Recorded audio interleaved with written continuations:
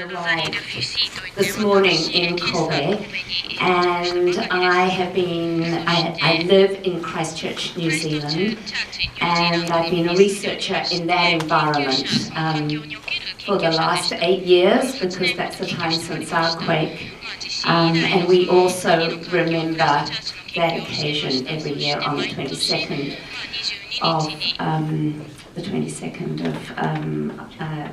of February, which was only 3 weeks before your major Tohoku earthquake here in Japan.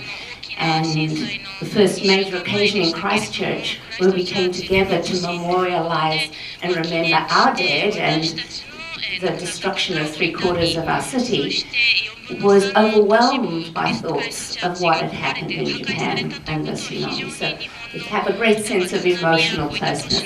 But what I wanted to focus in on was I really enjoyed your attention at the end to the importance of both building and sustaining community resilience and how important those social factors are. My interest in Christchurch has been in recording people's earthquake stories, which I see as part of this remembrance process, but I also see it as an action, a way of asserting control in a situation that has been out of control, is to have your story recorded and heard your story, hearing your story for yourself. So all those things are really important. It's important to remember the stories of the people who've had those experiences, and we can learn from them in very important ways.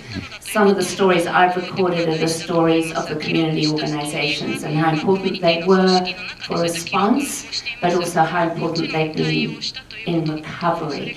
And different communities have different structures. And in Kobe, your community neighbourhood structure was incredibly important. For us, it's sometimes been the network of community organisations that are sometimes local, but sometimes cut across locality that are important. And they're very important too for us now, working through scenarios for the future.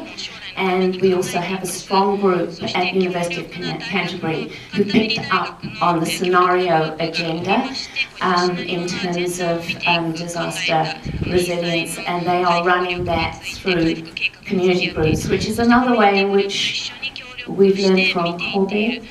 We've learned from the work that's been done in the US by you and others, and we're also hopefully contributing to that volume of knowledge internationally. So thank you.